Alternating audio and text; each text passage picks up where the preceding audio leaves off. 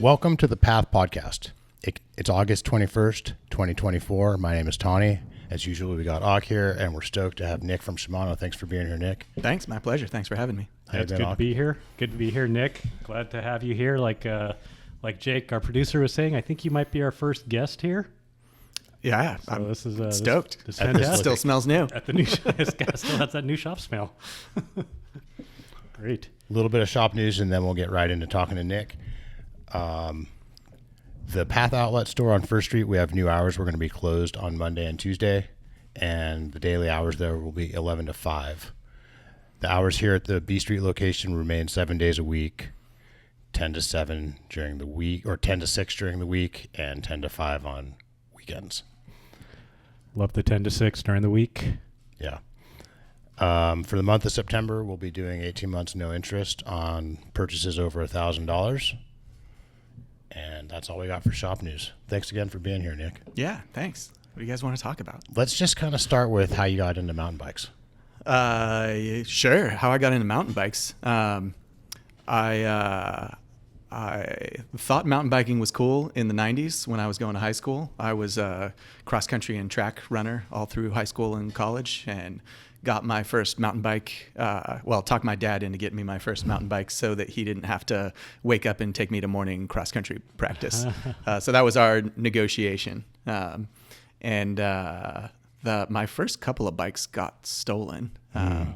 What was your first bike? It was a Bianchi. It was a steel. It was fully rigid. Back then, front suspension wasn't very common, especially at entry-level price points. But it was a beautiful, like, metallic forest green color. So I really liked that bike. Yeah. The one that, and then this was definitely a key, like, development moment growing up was the day that bike got stolen. Like, I went out to go get it from the garage and go for a ride, and was like, did somebody move it? Like, it's gone. And my dad said that he thought that I really liked mountain biking, and it seemed like it was something that was important to me and could be a lifelong hobby, and it'd be a giant bummer if this was the end of it. So let's just go to the bike shop right now and get you another one. So, like, we literally hopped in the car. Yeah. And so that second bike, there's a cool story here, which is why it deserves getting told too, was a GT Timberline FS, so still a steel frame, and had a RockShox fork on it,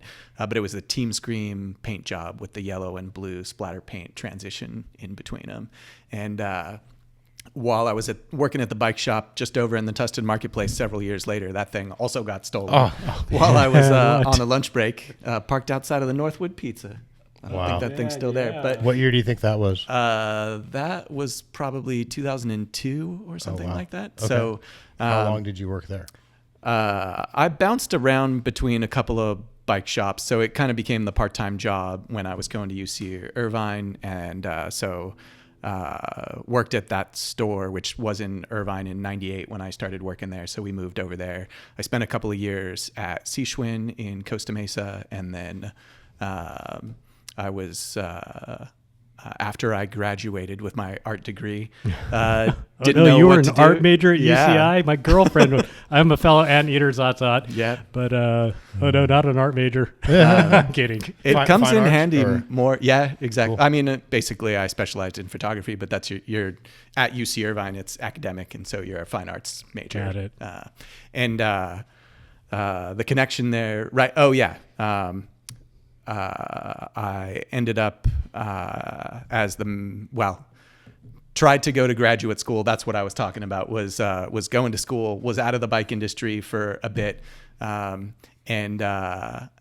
then didn't get into grad school, which was a blessing in the end, and kind of just needed to go find a job. So was back at a bike shop at the Performance in Fountain Valley this time, and just took a job building bikes there, but then the lease was going to be up and they needed a manager. So they gave me a shot, but then it worked out really well. They renewed the lease, and then they bought Supergo, and then they had 2 stores next to each other. And so I moved over to Supergo and became a bike mechanic, which was kind of like, yeah, that sounds like a good thing to do next. Then I went to Shimano from there. That was in 2004. Yeah. that GT Timberline, though, the connection there, which brings us kind of back to the present, is that I really missed that bike. And so I had like an eBay alert for many years. And during the pandemic, it finally started getting hits because everybody was taking their bikes out of the garages.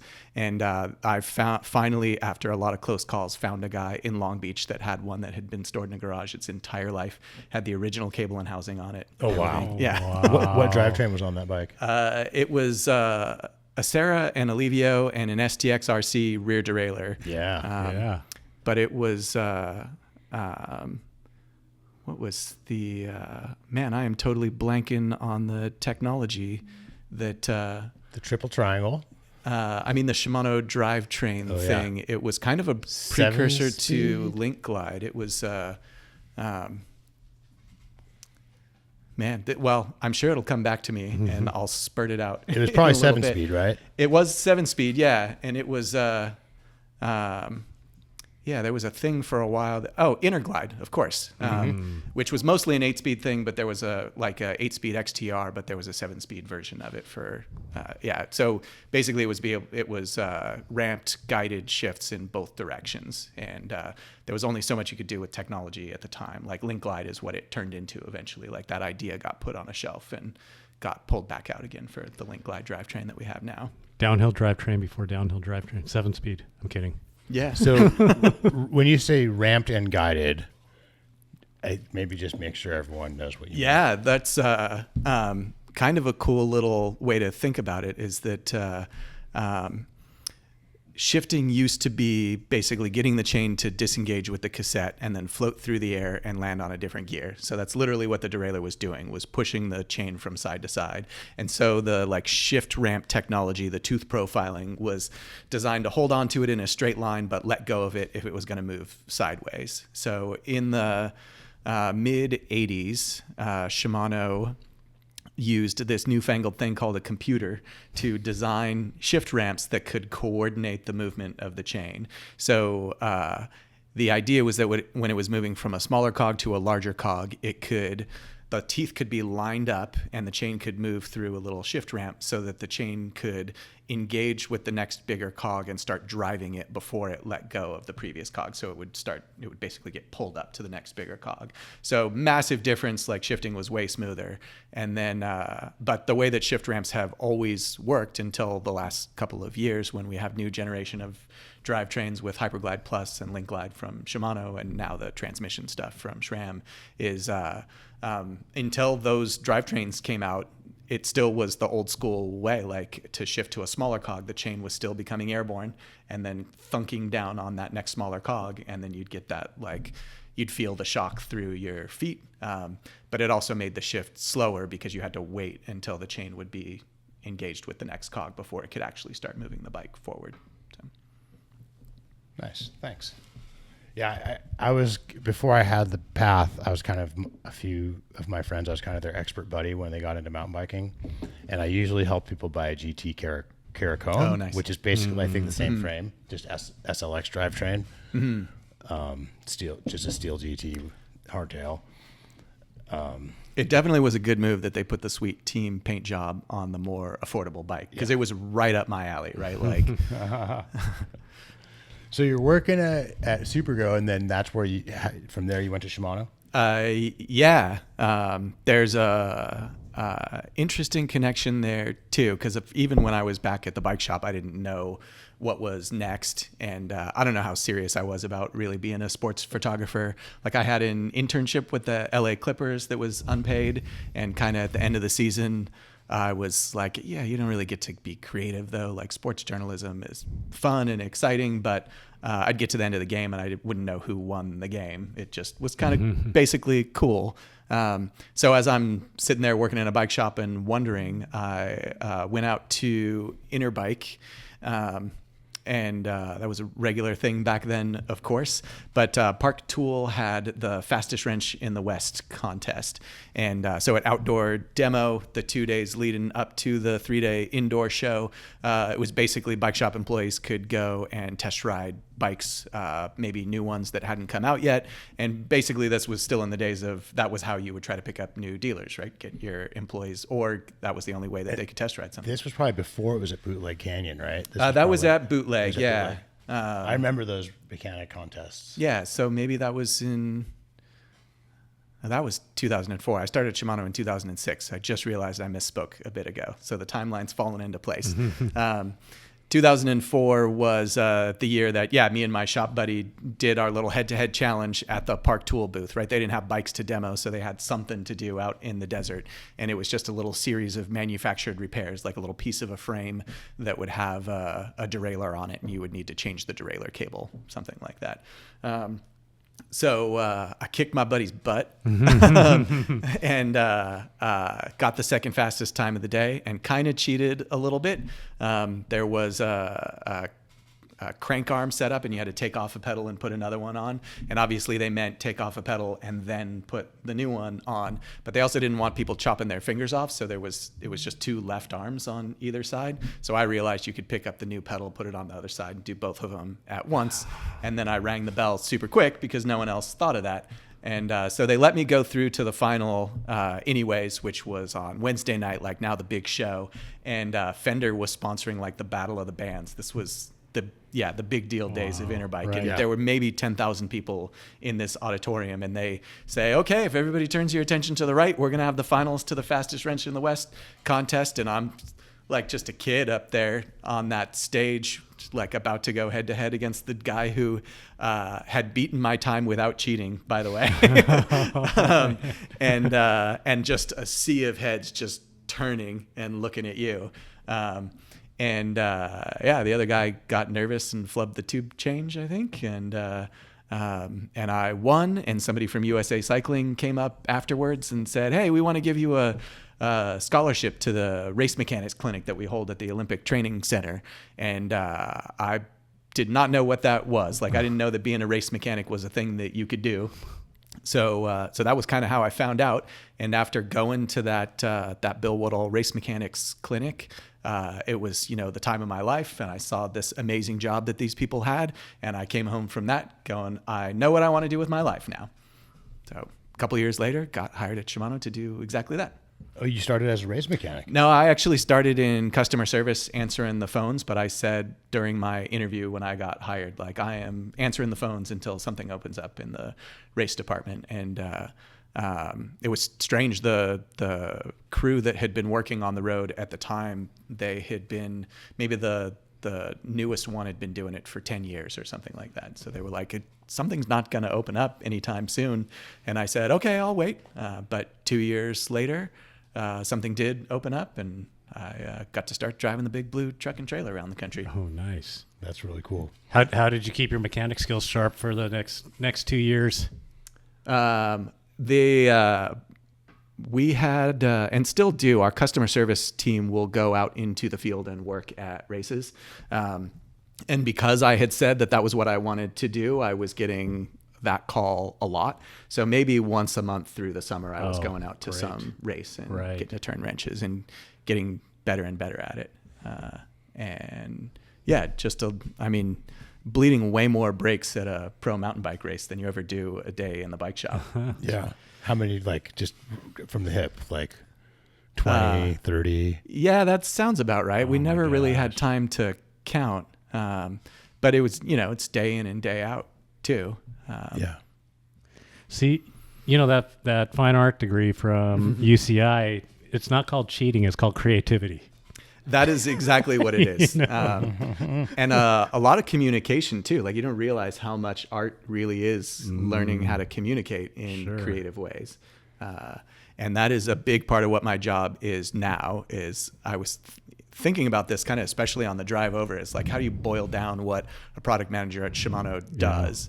Because it's not like I get to make the final decision on any product that we make. And I'm not a test rider. I'm not a professional rider. Like, my background is as a professional mechanic. So I can weigh in authoritatively on stuff like that. But that's about it. The rest of it really is talking to professional riders and translating it for the product management team or the engineers in Japan. And then taking the product that they've made and translating it into a story for the market. and telling that story a little bit differently for bike manufacturers or retailers or riders. Yeah. So is there a product manager for Shimano USA and one for other Shimano? Just one for the North American office based here in Irvine, and then there's one for Shimano Europe, which is based out of the Netherlands. So those are the two product managers that are outside of Japan. Everything else, really, it's a Japanese company. And both of you have some influence on product? For sure, yeah. We have global meetings all the time. I had one last night, actually. So we were talking about e-bike development until midnight last night. That's kind of how the time zones line up. Yeah, for sure. And it more for some product than others, right? Like for Saint development, I get a pretty loud voice because I've got a lot of race experience and know a lot of the athletes that we test with kind of more personally from years being a race mechanic and then just being at the races more now. Like I kind of prioritize it in my own schedule. So when it comes to decisions that need to be made for a new Saint group, then I get a little bit more say on those. But XTR is definitely a bigger fight. That gets the headquarters kind of dominates that conversation a little bit. We all have really big dreams too, and a lot of it is negotiation of what's really practical. So it's working within the resources that you've got. And so that's where the tough decision needs to be made, and why I'm glad it's not my job is we're always leaving something on the table. And so I feel like my approach to a lot of how I do my like day-to-day job is to kind of look for opportunities for conflict. And it could be with our supply chain team, right? That they want to bring in a certain amount of rear derailleurs to stock. And I'm like, no, we need more than that. Like, I want to be confident and bold, and kind of the same thing when we're talking about product development and what's going to happen for the next generation is that I want to dream big. I want to shoot for the moon. But somebody has to bring it back down to earth. Somebody has to be the grown up, right? So that for sure is where the team in Japan is making the final call. Are you able to talk about like what anything that you kind of wish could have happened or wanted to have happen, or is that too behind the curtain? Maybe I can say stuff that there's no hope of us doing anymore. Not stuff that almost made it that we might still do. I don't want to inspire somebody else, but we had thought about getting into the seat post game for a long time. It ultimately is not our area of specialty for manufacturing, and first and foremost, Shimano is a manufacturing company. Like that's how we make our money, and that's what our business is all based around, is coming up with things to make. So it was going to be, I don't know, too hard to turn into a real business, I think. But we sure could come up with some cool dreams. And so, I mean, with the Fox post just coming out the other day, I certainly read comments about like, when are we going to get a seat post that goes down when you push a button? And I've ridden one and it's sweet. Yeah. Okay. That's still not, I think I only know of one. I think Magura does that. Yeah. And I know what the compromises are for that too. Like it is, it's hard to do. You gotta add a motor, I guess. Well, and like you want your seat to move fast. And so if the way that they, like, we really care about them coming up fast, but if the motor's going to move it both up and down, then you can't have a nice powerful spring that's going to push it back up. The motor has to move it both ways. And for a motor to be able to move it as fast as that air spring moves that C-post up, it's just off camera for people watching on YouTube. It's right over there. Yeah, we have one of the new Fox Neo wireless C-posts right in our view here. Yeah, I don't know if you can hear my voice changing as I'm turning to look at it, but yeah, it's right over there. So I keep referencing it. But that spring is doing, most of the work in there. And so if it's not in there, then the motor has to do all the work. And then it also has to fit inside the frame and be really small and then not drain the battery super fast. So it was a really difficult thing to do. I don't know if anybody's going to be able to pull it off because of those basic engineering challenges to have, say, a 200 millimeter drop post that comes up as fast as it would if it was an air spring. It's been a long time since I've tried the Magura one, but I feel like that's my impression of it. Not fast enough. And not long enough travel. Right. Yeah. It really would be cool to be able to stay in attack position pedaling and have your seat going down though, or hammering a turn or anything. Yeah. That's a good point. Anything else like that you can talk about? That's a good one.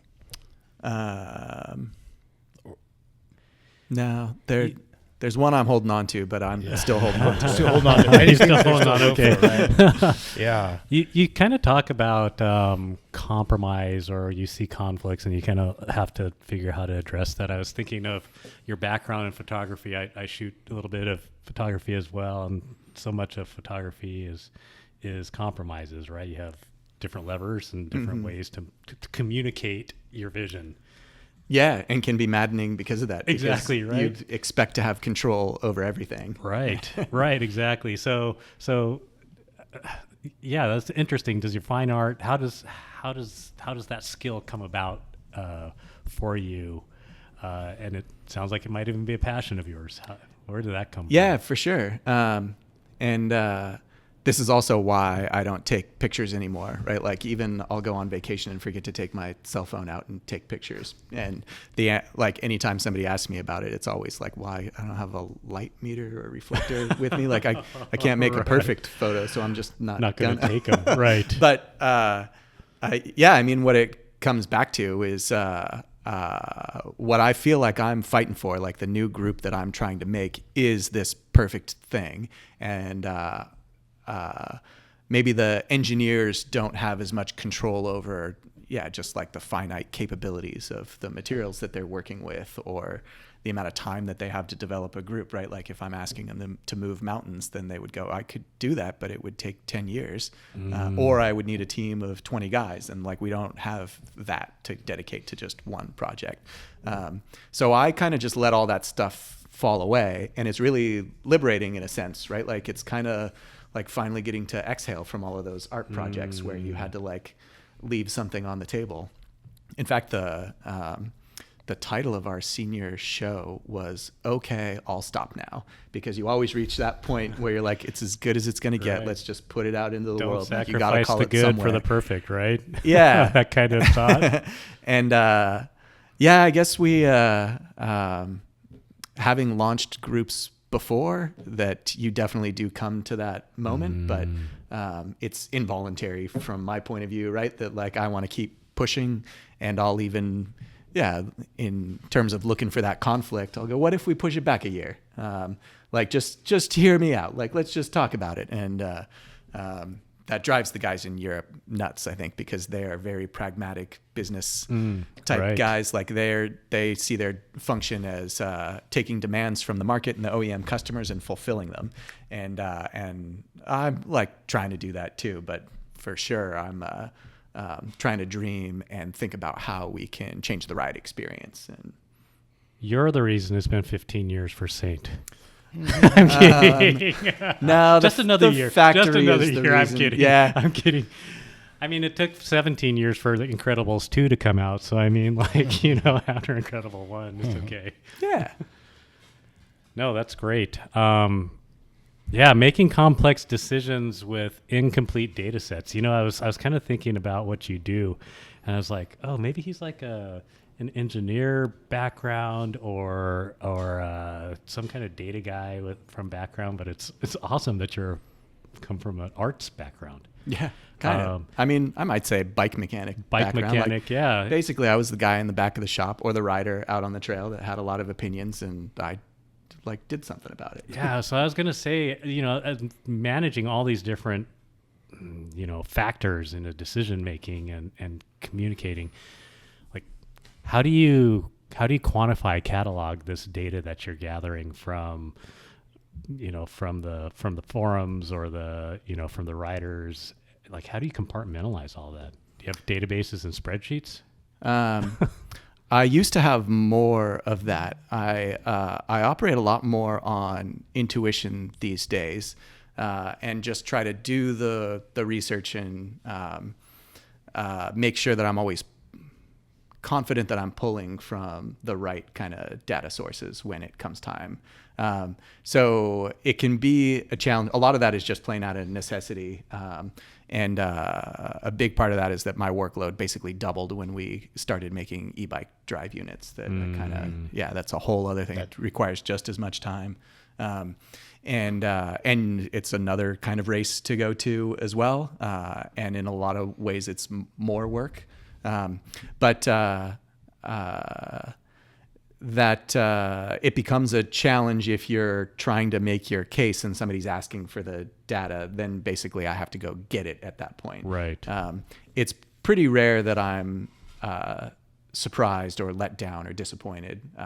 I'm definitely always keeping an open mind, and my opinion's changing all the time, hopefully as I'm keeping up with what the market demands are that are changing. But I think that what I tapped into a long time ago was being able to put yourself in a certain rider's shoes, or maybe a retailer or a bike manufacturer, so that you can understand why it is that they want what they want, or what it really is that they're looking for. And that kind of is it's good to approach it that way, I think, because if you're just looking at data too much, and if you're just responding to customer requests too much, then you're just going to give them that they ask for and never give them anything more. You give them a faster horse instead of a car.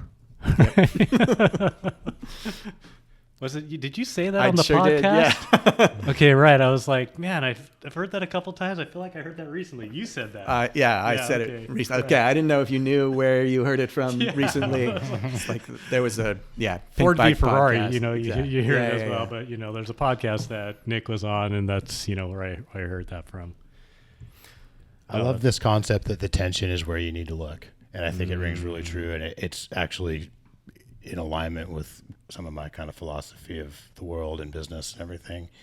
And I think when you were talking about that, I kind of thought I heard you talking about something that I found really interesting, which is maybe the concept of the tension between following a conversation, participating in a conversation, versus maybe leading a conversation, or, in other words, giving people what they want versus giving them what they don't know they want yet.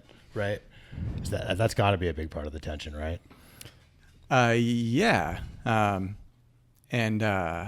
funny how that is different in different aspects too. Like, you could never do that with a professional racer as you're trying to get them to see the light about a new product.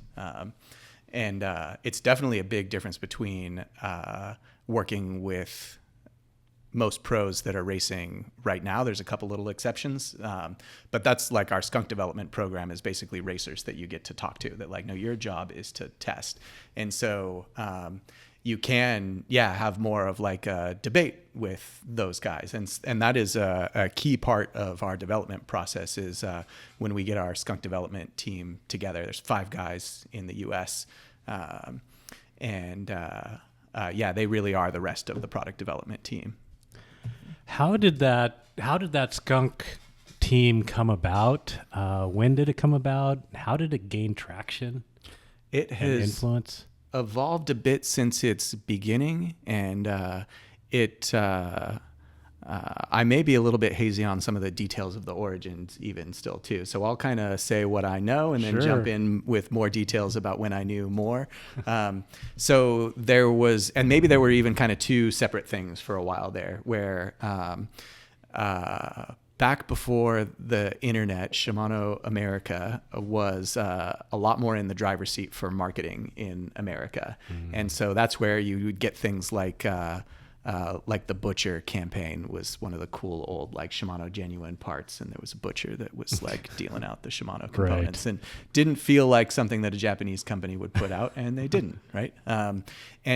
So one of those marketing tools was about the skunk development process, and I think the airlines downhill group was maybe a big, it basically, we sold a few of them, but it was kind of like a skunk development project. And plenty of examples of that, the Yeti downhill bike, right? That publicly developing it, and maybe you'll be able to buy it if you're really interested, I guess. But at the same time, so Joe Murray and Paul Thomasberg, they were the original two, and maybe Joe was the original one. Joe Murray is a legend of the sport. He was the first mountain bike national champion, which just was cross country back then, and he was making frames and had the Voodoo Bikes brand. Right. He also influenced Kona early on, I think. Yeah, there was a lot of stuff like that. Like We you'd used to see sell Voodoo, designed by Joe Murray written on frames. He was one of the early advocates of slack head angles, which back then meant like 70 degrees.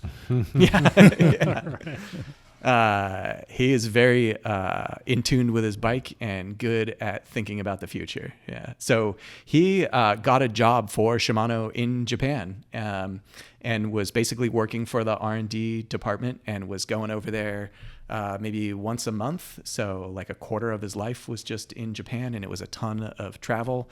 And I don't know how long he said it took him, a year and a half, but like he basically got to a breaking point where he was spending too much time over there and it was too hard to manage. And so the guy that he was working for was like, I've kind of been ready for this. Let me talk to you about this new program that I got an idea for. And that was basically the beginning of the skunk development program. So that's was a little bit more working on further out stuff and actual product development compared to like a team of aggressive riders that were proving function of some thing that was kind of half a marketing piece. So Joe Murray and Paul Thomasberg, Paul also a legend of the sport. He was on the podium in both cross country and downhill at the first ever mountain bike world championships. They were kind of the guys when I started at Shimano in 2006. Like they just were the skunk guys, and they had been around for forever and helped Matt Robertson, my predecessor, with development of the next couple of XTR groups. And when I started as the product manager in 2016 or 17, one of the first things I got asked to do by the team in Japan was to find 3 more riders that could flesh out the team. As e-bikes were becoming a bigger thing, Joe and Paul were going to take that on as kind of like specialty, like they were going to be the e-bike experts. They had, as just part of their regular job, had developed the first drive unit, the E8001 that we came out with. So then it was like, well, we're going to make the next one. So you guys, that's a full-time job now. And it really is. I'm very jealous that they get to do get that full split time. up. Yeah. So the 3 guys that I recruited to come on at the time were Adam Craig, who was racing a bunch when I was driving the truck around the country, multiple time cross-country national champion, and Super D national champion, and one-time short track national champion. And Bryn Atkinson, who's definitely a shredder, World Cup downhill racer, and Nathan Riddle, who's people have heard of because of the Riddler tire. He's the namesake of that, but he was instructor at United Bicycle Institute in Ashland, so we always got along really great, and I knew that he could ride really well. He's got a fun Instagram feed. Yeah. And he's got a shop in Ashland now. I moved on from UBI. So if you're in Ashland, check out the Handlebar. Yeah. So you got all these athletes that you're working with and stuff. You got to hear a lot of crazy requests, crazy ideas, crazy theories. Mostly from Joe and Paul. The other guys, I mean, they've got what they want, and a lot of that's just please make a gearbox. But Joe and Paul will dream big, and the other guys are kind of, I think, still growing into it a little bit. It's been several years now, so for sure we're dreaming as we have our meetings. But when it comes time to testing product, it's like their job is to give feedback on a prototype that they got sent and say if it was better or worse. There is going to be a really cool story in the next generation brakes when they came out. Nathan Riddle basically drew up that design in one of his skunk reports and was like, I want a brake lever to work like this, and here's why. And I look forward to telling you about it someday. I hope it engages parallel to the bar, close to the bar. That was my ask. Yeah, I saw your little YouTube short, I guess. I don't know how many social media channels it went out on, but I think you're going to like it. Cool. Nice. What are your thoughts on tire inserts?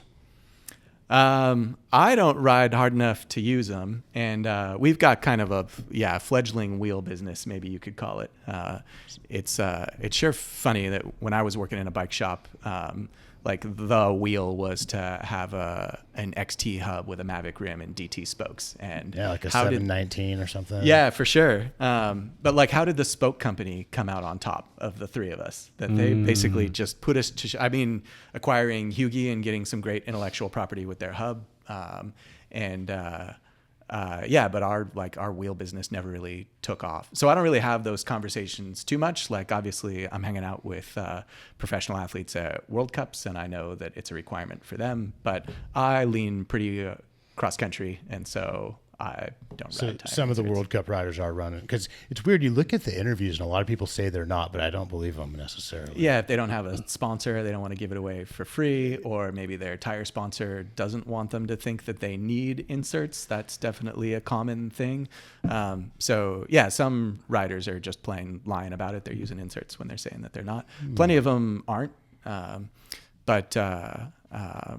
We have basically a development program with Yeti for e-bike enduro racing, because it's a great place to learn. And Mick Hanna has kind of turned into like almost a skunk racer for us, that we asked him to come out of retirement and race e-bikes so that we could go have a rider and a team that we could learn about the sport with and make a better product for the market because of it. So because of that, I end up spending a lot of time with the Yeti team at World Cup races. For sure, those guys are, every single one of them, the development team, they're all using inserts. Got it. Thanks. That's good to know. Proof is in the pudding.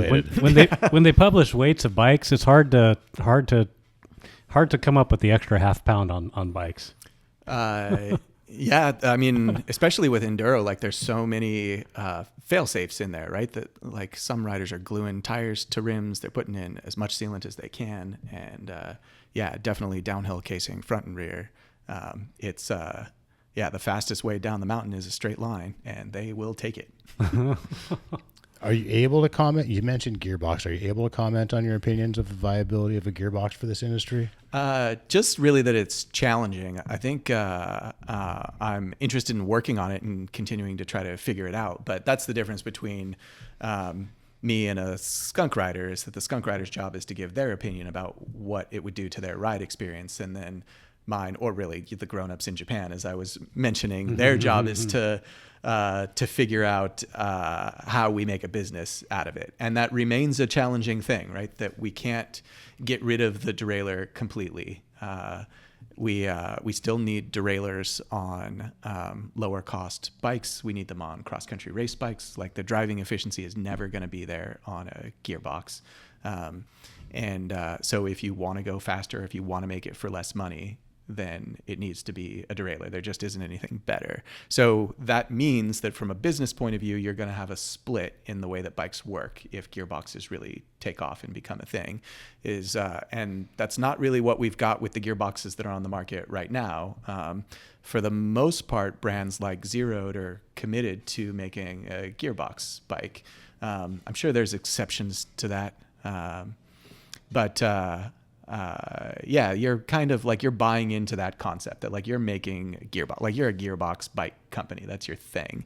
And so for us to, ask Trek and Specialized and Yeti and Santa Cruz and Pivot to add a bike to their lineup that is going to use our gearbox, but then I imagine that they're still going to want to, like, they're not going to move all their spec over to Shimano just because we got a gearbox and the competitor doesn't. So now you have maybe 2 160 travel trail bikes, one with a gearbox and one without, and you kind of see like, how is it going to launch? How are those products going to live side by side in the market? How much more complicated does it get for service? Would the gearbox be serviceable? Like, we live in a world where e-bike drive units are largely not serviceable, which I would love to change. But I think that will change. I think that it is the biggest opportunity out there for a drive unit manufacturer right now, is that we're all looking for ways to differentiate for the next generation, and making the drive unit smaller, lighter, more powerful. Like, those things are all great, but everybody's trying to do that. If you were the one that came out and said, I want to make this thing easy to service so that it any downtime was never more than 24 hours if you like had the parts and the knowledge to fix it. I don't know that I'm going to get my way. It's not looking good. I think that it would speak well to the trust of the unit if it was repaired instead of warranted or replaced. Right. Even if it wasn't necessarily always a win in its totality of factors, but yeah, I think it would help. What happens to warranted drive units? Is it like my my CV joint on my 20-year-old Honda? It's really not a new one. It's just a refurbished one. No, they wouldn't do that in Japan. The drive units do all go back to Japan for study, but then basically things get recycled. Recycled, right? Yeah. Got it. So taken apart and recycled. You ride e-bikes? I do. Yeah, it is the job. Do you think you would if it wasn't the job? As I have gotten asked that question maybe 3 times this year. I don't know that I would, and maybe it comes from having that more cross-country background because I was a runner in college. For sure, I'm not as light as I was back then. Like I was a bike mechanic for many years and driving a truck instead of riding a bike. But still, yeah, like I like the big epic adventures in the Santa Ana Mountains here, and yeah, I've done the Vision Quest, and that's kind of my idea of the perfect day on a bike, like just big solo missions. I like going to Aliso or Oaks and counting my ups and downs too, and scaring myself on the trail. But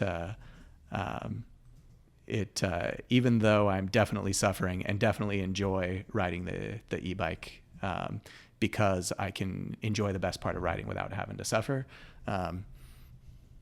I don't know. I am spoiled because I never actually had to make that decision, right?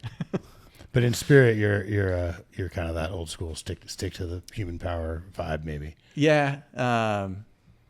Right. I mean, the friends that I ride with are basically friends from work, and so if we go out on an e-bike day in San Juan Hills or San Clemente or something, then like it makes sense. Like we're going to stick together as a pack, and it's great because everybody does stay together, and maybe that's the best thing about it. But we're kind of feeding off each other and scaring each other on maybe descents that are steeper than we were comfortable with the day before. Right. Like it's cool progression that happens because of it. And so e-bikes opening that up, like I absolutely enjoy it. But like we had a company ride down in San Juan Hills a couple weeks ago after a meeting, and that one was going to be a big enough ride that I knew there were going to be a lot of people on regular bikes. So I took the cross country bike because I also knew there were going to be a bunch of e-bikes, and I'm like, I'll be able to like stay mid pack if I'm on the cross country bike, and then talk about scaring yourself on the descents. It is not a new cross country bike either. I haven't been at those San Juan Hills trails in a while, but I keep hearing about them. They must be good right now. It sure is. I mean, it's dusty and blown out, but that's kind of, yeah. I mean, it's like that in a lot of places right now, and learning how to ride that is kind of like unlocking a superhero power when you get to some other places. I was lucky enough to get to go for a ride with Mondraker guys in Morzine last year, and at the end of the summer around the Leger World Cup, that's where Morzine is. The guides were apologizing for how blown out the trails were, and it's like classic steep French terrain, and the dust was so deep that you couldn't see the rocks or the roots or anything, and they were like, "Oh, it's such crap right now." I'm like, "This is the greatest trail I've ever ridden, and I know exactly how to ride it." Like it's steep and loose. It's San Juan Hills. Right. SoCal in the house. Southern California, right. So people, I think, have an idea of what Shimano, the company, is like. It's not. I think it's different than what I think a lot of people picture. Okay. Yeah. Yeah. Okay. They have an idea, but what is it really? There's maybe two things, and I kind of mentioned it, that we're a manufacturing company, and it is a big corporation for sure, with offices all around the world and manufacturing facilities all over the world. And that really is what the business is turning mostly aluminum into high quality, high precision things. So the business is all based around that. And I think of my team of, I don't know, there's maybe 30 or 50 of us that are in like rotation, including all the engineers that are part of like the mountain bikers at Shimano that are trying to push for progression and improving the ride experience.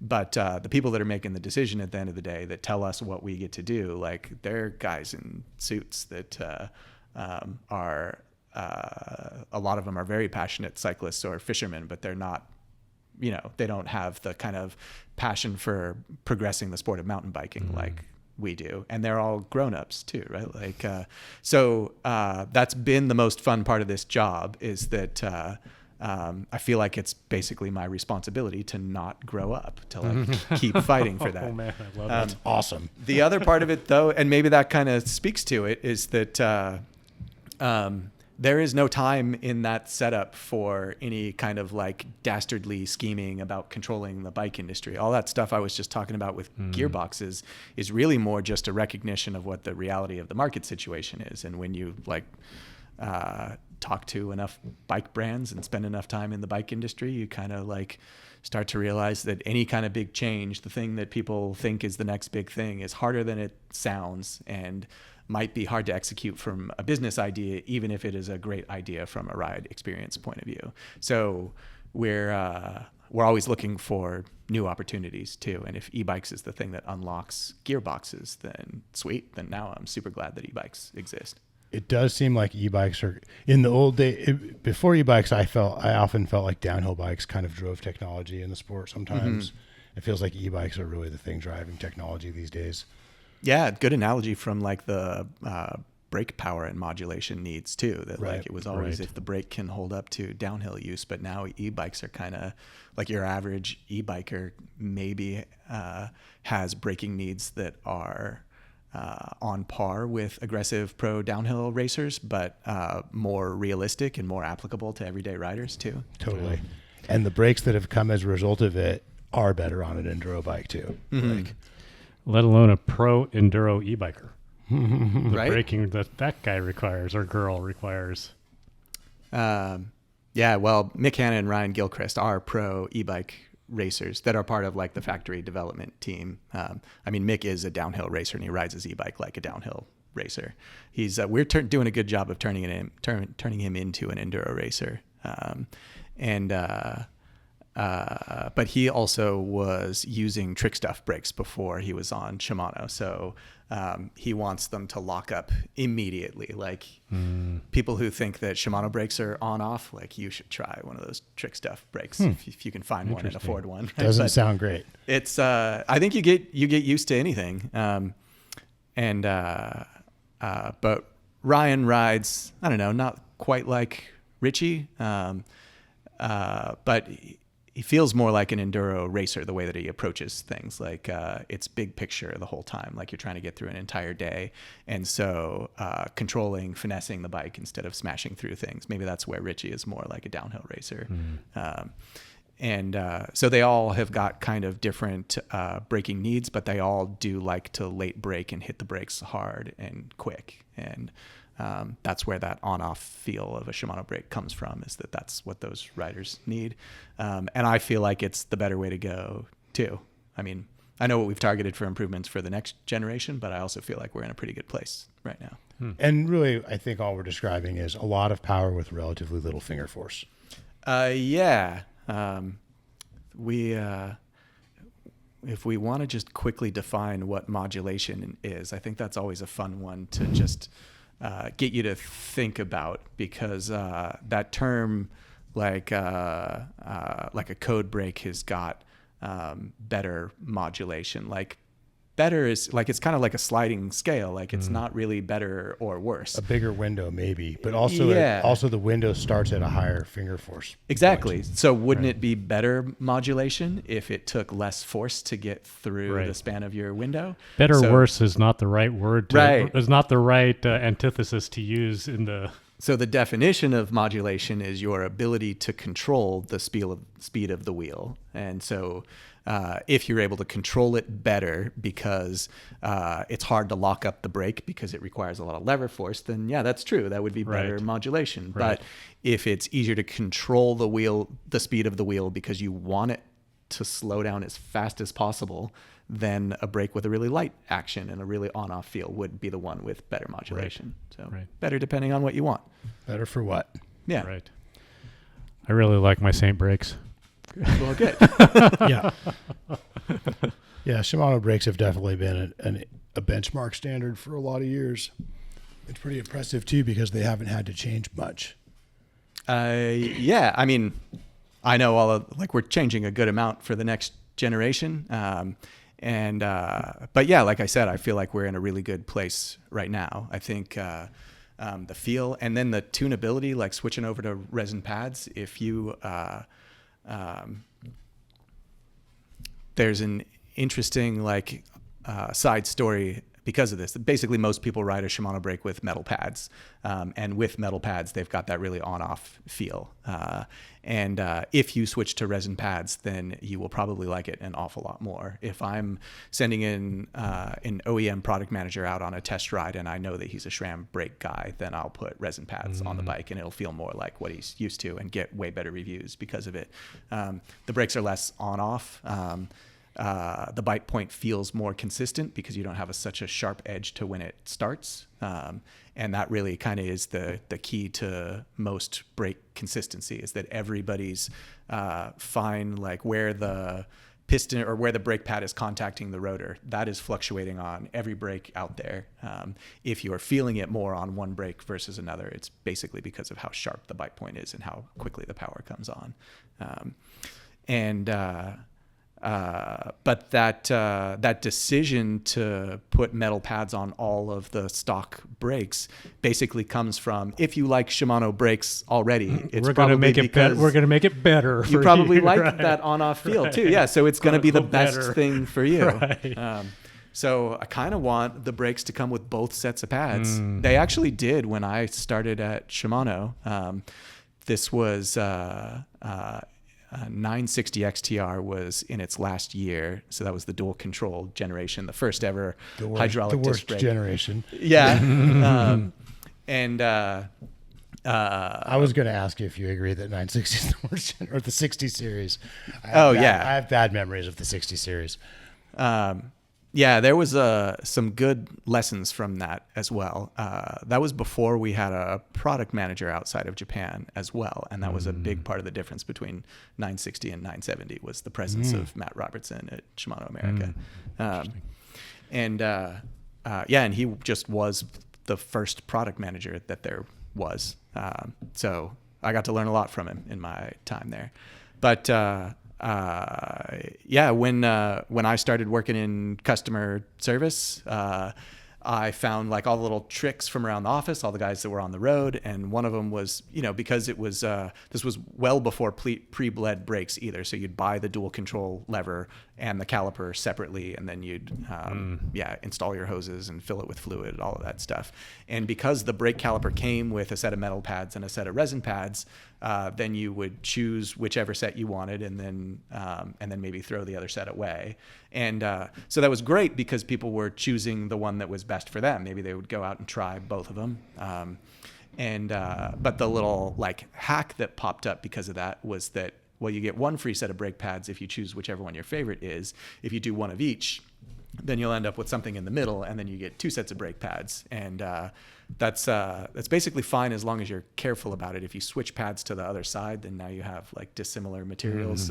It's not really the end of the world, but it'll make noise and it won't feel right for the first couple of rides. And if you get them hot during that time, then maybe you'll destroy them or something.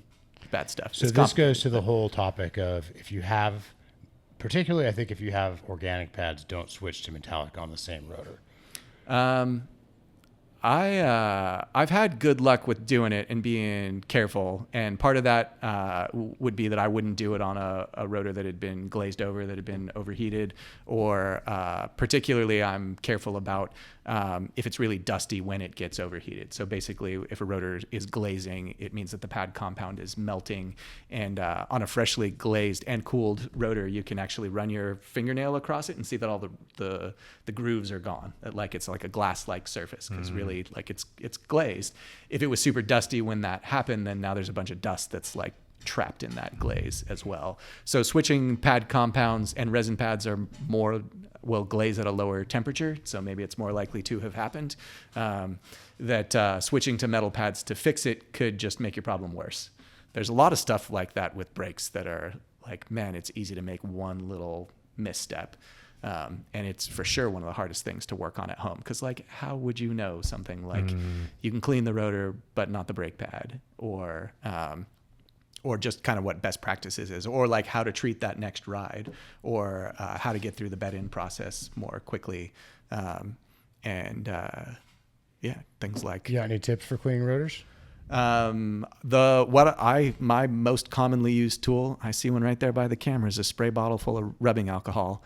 You can clean a contaminated rotor. I take the blue shop paper towels that are nice and tough, and I fold it up several times so that I've got something that I can pinch the rotor with. So I get the rotor soaking wet with rubbing alcohol on both sides, and then I'll squeegee around with that paper towel, make one full pass, and then I'll fold the paper towel, get to a clean section, and then I'll pass again, and I'll keep going until the paper towel comes out clean. And if I get all the way through the paper towel and it's still not clean, then another round of rubbing alcohol. And that basically will work. If contamination is the problem, then that will fix it. But there is no reliable way to clean a brake pad. There are a lot of cool tricks out there. Some of them are cleaning off the surface, and so it totally seems like it worked for a little bit. And then if the noise comes back, then sure, I can't prove that it wasn't fresh contamination too. But we all probably the pad absorbed. We all know that it was just you had to get back down to the contamination again, and that's why your noise. And then some people will like put a blowtorch on them or put them in the oven, burn it off the surface. Yeah, right? just the surface thing. Okay. Right. So basically contaminated pads, replace them. Exactly, but contaminated rotors, fine. We could take this topic. I think what is maybe a really good thing for anybody to hear, if you want to understand a little bit more about your brakes and what's going on with them, there are 3 causes of brake noise in the world. One of them is contamination, like a chemical got onto the pads, and so the pads can't grip on the rotor anymore. And that's kind of like, could be a big classification. Maybe could be lubricant, could be a detergent, it could be you had some older Shimano brakes and the fluid seeped through the pistons. Yeah.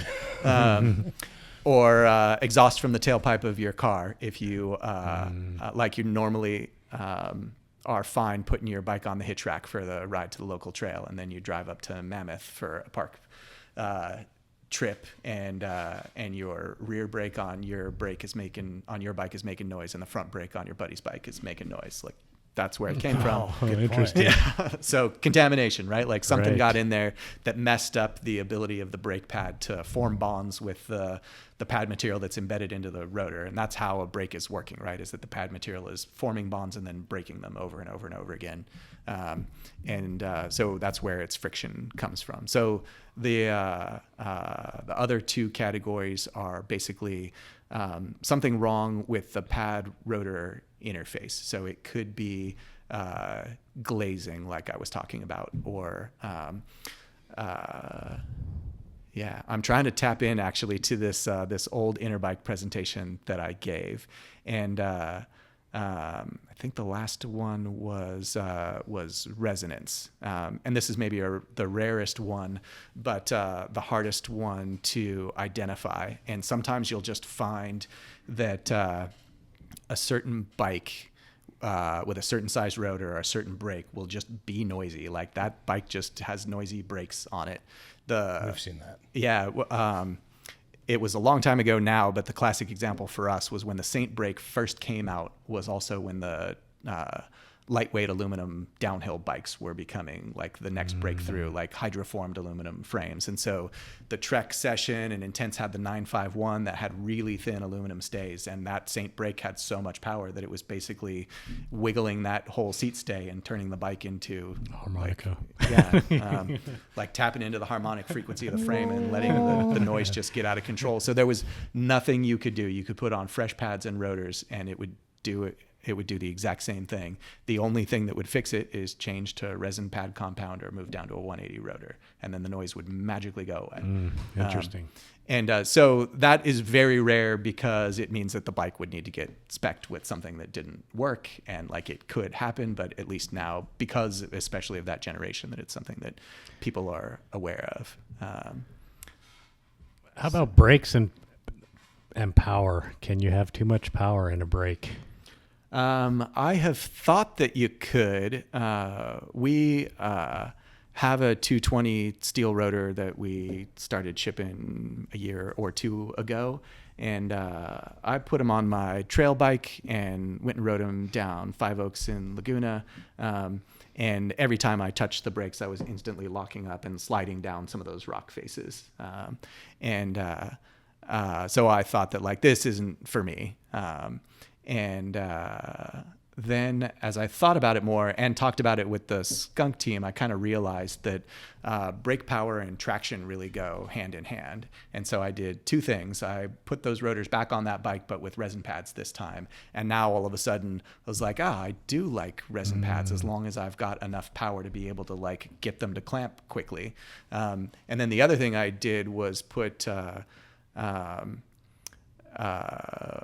big rotors, high power brakes on my cross country bike, and then took them down the same trail. And then my bike that had, had served me fine. Like it basically was, the brakes that had come off of my trail bike, I put them on my cross country bike. Right. And then it was the exact same thing, is that I didn't have enough traction for the brake power. So it wasn't that the 220 rotor was too much power for that. Well, it was too much power for that trail bike, but it was because of the tires that I had on the bike, right? That makes sense. As the braking power goes up, if you really want it to be good, you got to have better traction in your tires. It's kind of, it's part of the equation.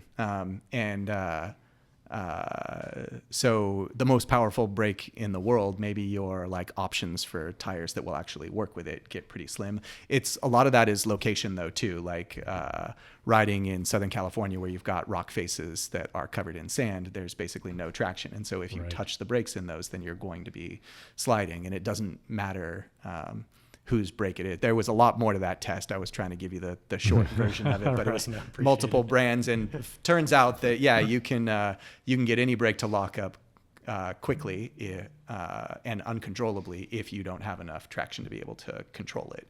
And right. I don't know. Was there more to that story? No, I like that. I like that. That's, our listeners tend to be, we have a lot of kind of do-it-yourself listeners and people who are in, a lot of engineers listen to the show, that kind of thing. So any other technical stuff, tips, insights, stuff? We could go all day. I was trying to think of other things that fell under that category of a poor pad rotor interface. Maybe like imbalanced pistons, especially with a 4-piston caliper, that if they're not all pulling their share of the work. Just plain if they're overheating is the big one. But like the solution for getting rid of brake noise is different. They're basically 3 different solutions. Maybe that's the better way to say that. There are 3 different solutions for brake noise. And contamination, like sure, if your brake is leaking, then fix it. If it's the tailpipe on your car, then figure out a different way to carry your bike. But like you got to address the source of the contamination, but then it like basically shouldn't come back. If your brakes are overheating, they're just going to keep overheating. So you need to address that with your Shimano ice technology components, of course. Of course. Yeah. And maybe if that's not doing it, bigger ones, right? Bigger rotors. Yeah. And I mean, I've always tried to tell the story that that's the beauty of ice tech is that, like I was just saying, that if you have to keep going bigger with your rotors, then your tires are going to need to change to keep up, and then your climbing performance is going to suffer. But if you need better heat dissipation and you don't want more brake power because you don't want to carry the weight or it's going to mess up your traction or make the bike harder to control, then that's literally what ice tech is for. It's what it's good at. Yeah. What are your thoughts on all these thicker rotors that are coming out? They weigh a little bit more, but they sure do function great. We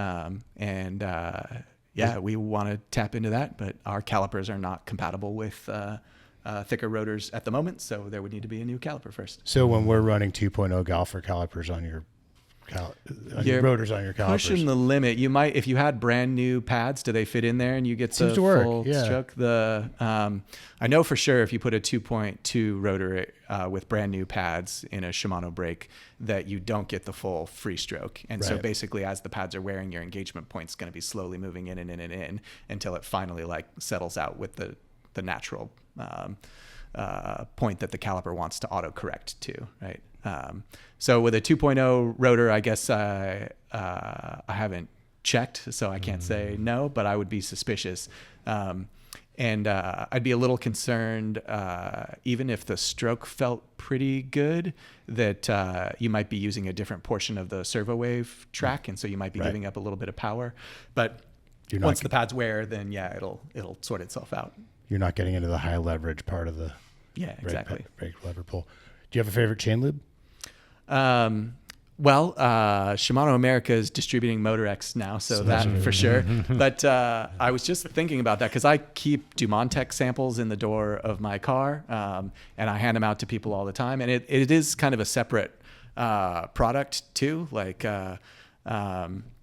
And so I actually use Dumont-Tech in addition to whatever chain lube it is that I'm going to use. And Dumont-Tech is a special thing, and it's expensive, and it comes in tiny bottles because it literally is seeking out the metal and forming a chemical reaction and polymerizing on the surface of the metal. So it's basically like forming a plastic coating on the metal parts, and it does it because of pressure. So it's exactly in the parts that you need it.